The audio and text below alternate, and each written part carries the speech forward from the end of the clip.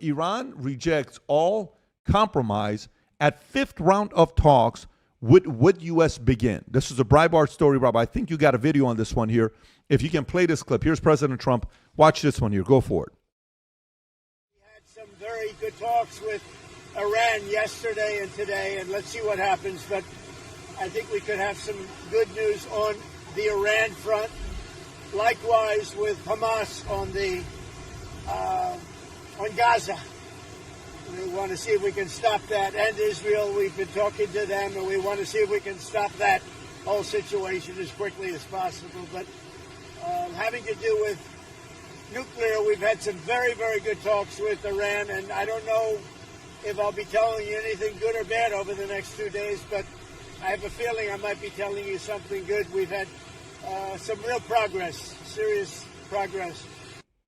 Tom, thoughts? Well, I think it was a very busy interview on the tarmac because this is one of our earlier stories started here too. That's right. And I think look, the interesting thing is I was waiting for a reporter to speak up on this one for him to say I'm not going to tell you how I'm going to do this. Yeah. Waiting for that because our reporters just don't know how to cover foreign policy. I like what he was saying, and I think what he's got to figure out is this red line in the sand, is how do you stop Iran from continuing their enrichment program and to build centrifuges that are going to enrich. Maybe let me ask a question, because it looks like you're trying to answer for 30 seconds. You haven't put your thoughts together. Here's a question for you, Tom. Do you believe you can negotiate with Iran and they are on it? Like, how do you hold Iran accountable and they say, we're not going to have a nuclear plant here? How do you know for a fact that they're not going to do it? How do you trust them that they're not going to do it? Well, first of all, the trust level with Iran is somewhere between 5% and 0. So why should the president even attempt to negotiate with Iran? What's the benefit of negotiating with Iran? The benefit of negotiating with Iran is let the rest of the world see what you see and let the skeptics see that you tried everything you could before you had to do something that was heavily economic or maybe have Israel do a surgical strike to go take care of the nuclear capabilities. You have to show that you tried and tried and tried and tried. So you have the moral authority to go to the rest of the world and say, I did it your way. I tried it. And so I think that's my thought on that. Okay. So you think there's no way they're going to be honest with us? Because right now when you think about Israel, Rob, if you go online and you type in how many nuclear weapons do Iran and Israel have? It'll say 0, right? But majority of the world believes that both Israel and Iran have nuclear capabilities, okay? Whether they have it or not and it's documented or not, who knows? Israel weapons, Israel Iran estimated to have 90 of them, but Iran is, they don't have any, but, they do, they may not, all this other stuff, right? Now, Iran doesn't publicly acknowledge possessing nuclear weapons or not. They probably do. But I'm convinced they have it. And it's somewhere there.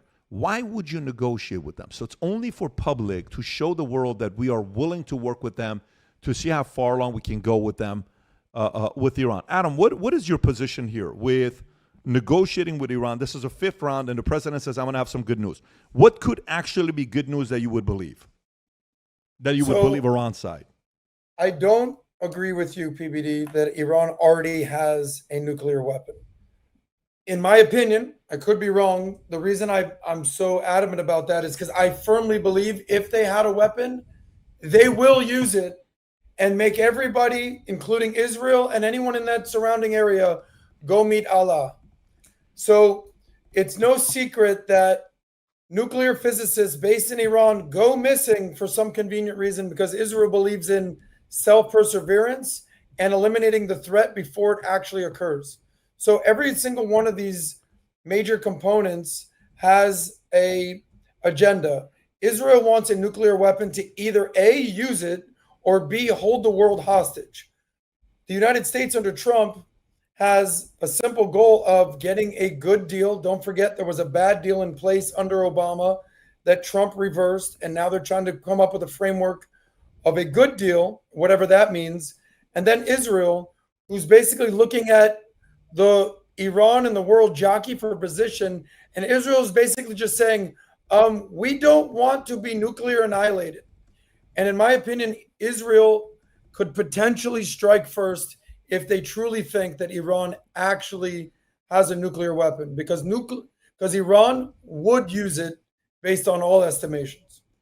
Yeah, I'm convinced they have it. I'm convinced North Korea has them and hasn't used it. You said that, I think, last week, that you disagree, but at the same time, you believe if Iran had it, they would attack. Yeah. Why are you so convinced that they have it already? Yeah. So listen, I'm on a flight here, and on a flight here, we're in a place that's only 8 of us. 7 is people with me. One person says they're a very successful man. He starts bragging about his grandfather, and he and I just become close friends like this on a flight, and we talk for an hour and a half to the point where my son is like, "Dad, can you stop talking to him and talk to me?" And it was such an awesome conversation. And he starts telling me traditions he had since he was 4 years old. His grandfather was a very successful man, died at the age of 102, net worth of $3.5, $4 billion, super successful. And there's a quote about his profile that I'm reading that says, this was a man that if you saw him on the outside, he was, tough as nails. But if you were able to get all the way deep down inside, he was a teddy bear, right? And he has a very softer side. Many didn't see, few saw. Okay. Then there is the opposite. There's those who act hard on the outside, but deep down inside, they're scared shitless. And they don't want to do anything. I think that's exactly what the current regime in Iran is. I think deep down inside, they're scared. I think deep down inside, they want to act tough in front of their people to win over their people that they have. But on deep inside, they are so afraid of what could happen to them. What could happen if they lose it all of a sudden? What could happen if people figure out how much they're abusing them, how much money they're stealing from them? What would really happen? And I'm talking Khamenei and all the way at the top, whatever names you want to talk about, I'm talking about all of them. They're worried about that. What if they find out Iran could be a power player around the world if we open up the market? I just don't believe what's going to happen. Look, there's a video clip many years ago of Mike Wallace sitting down with the Shah. And they're talking, and Mike Wallace says, do you know how the CIA from America views you?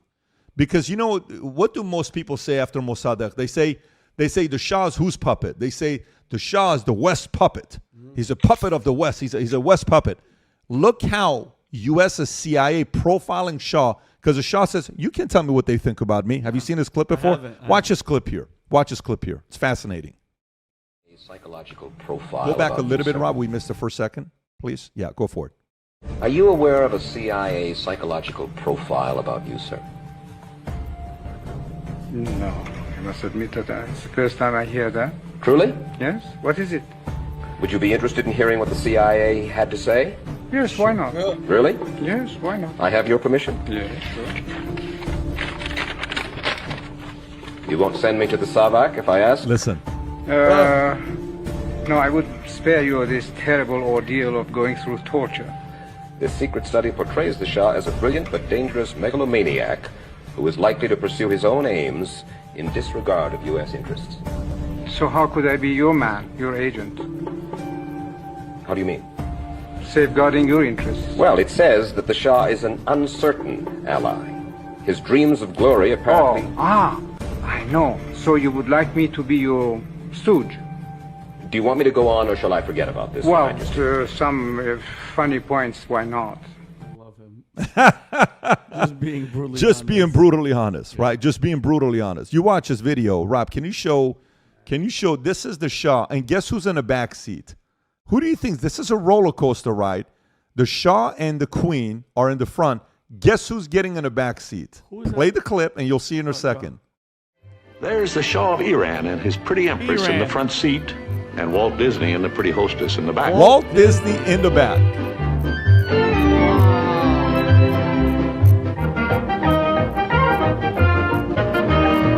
Lower the audio a little bit, Rob.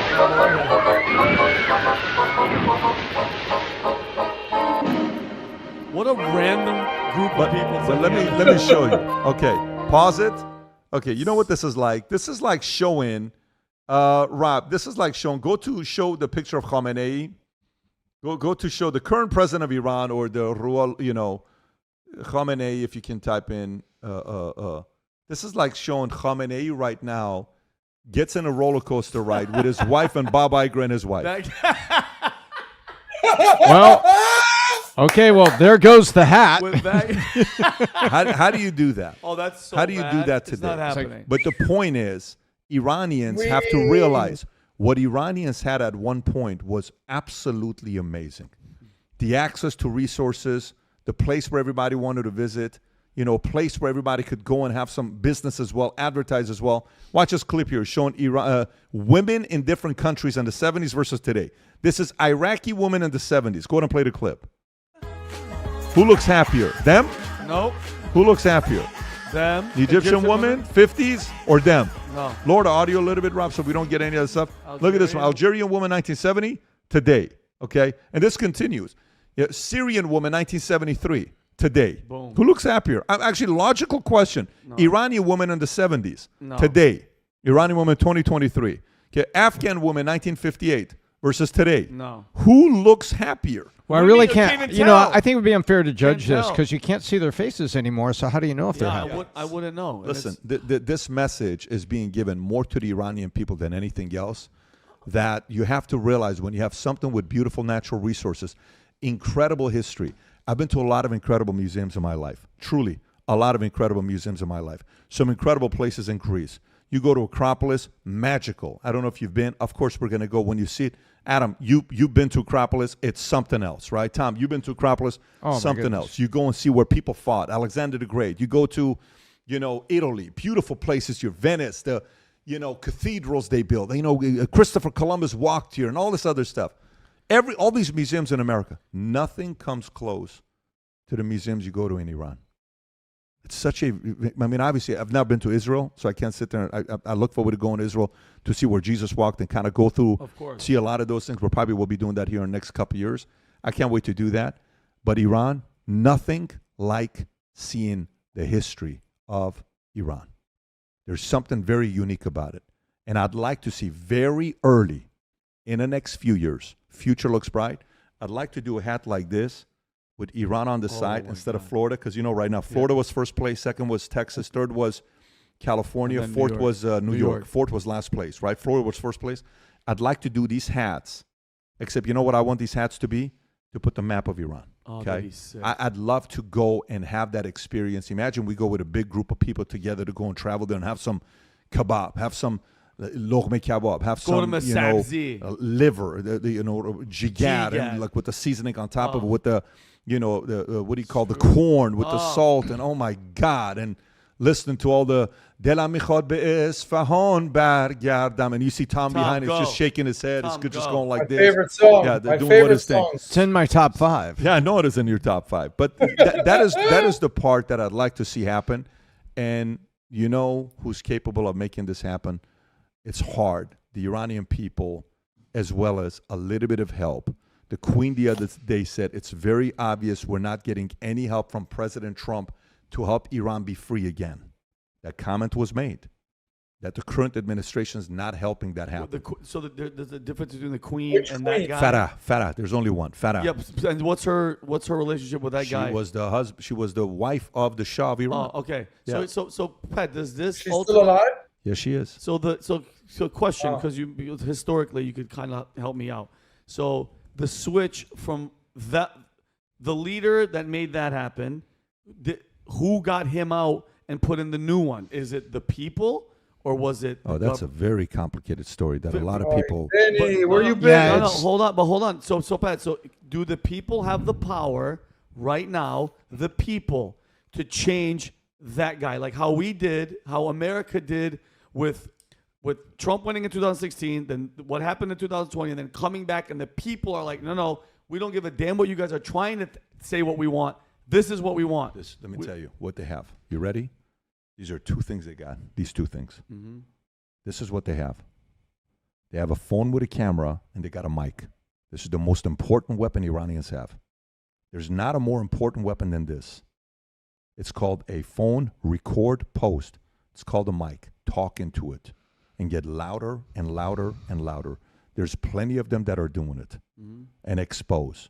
In Brazil, there's a young man named Nicolas Ferreira, right? The guy's an absolute incredible communicator who is I think he got the most views last year on Instagram for a couple of, I think he has the most viewed video of the year, if I'm not mistaken.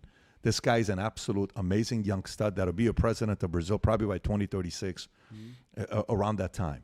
The younger generation of Iran needs to get louder and louder and louder and louder and louder until you cannot arrest 1,000 different kids in a bunch of different regions. Whether they're here, whether they're there, whether they're in Dubai, whether they're anywhere around the world that they left, they got to get vocal to the point that you can't go kill everybody. Yeah. What are you going to do? You're going to kill 5,000 people in 300 different locations? You can't do that. Then everyone's going to know what the hell you're all about, and it's out. But they got to use these two weapons. Let them use all the other weapons. You use these two weapons.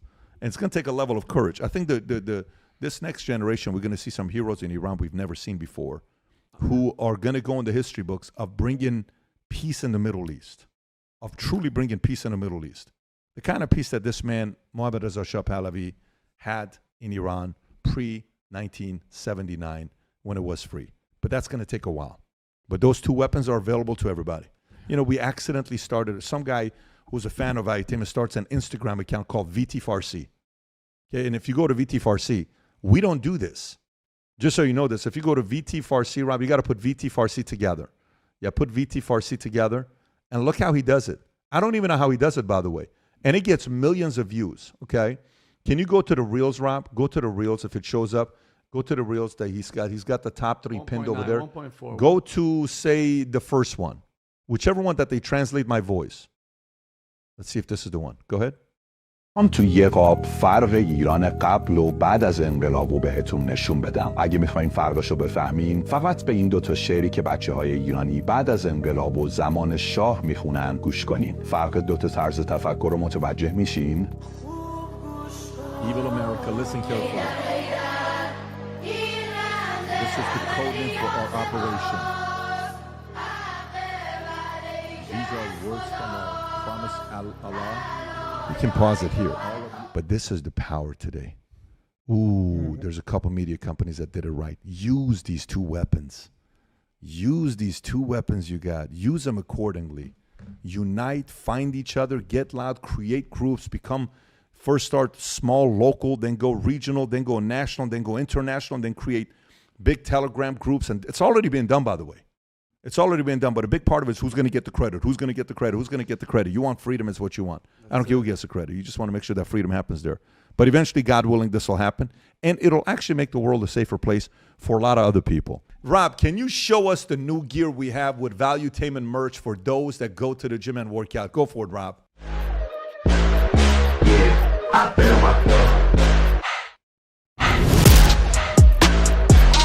That's it. Look at those legs, Pat.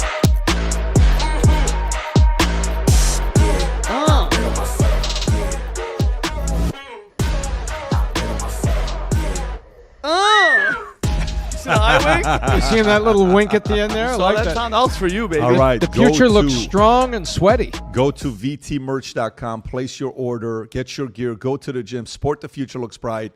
And anybody that places an order, you get a I Love VT keychain being sent your way. If you enjoyed this video, you want to watch more videos like this, click here. And if you want to watch the entire podcast, click here.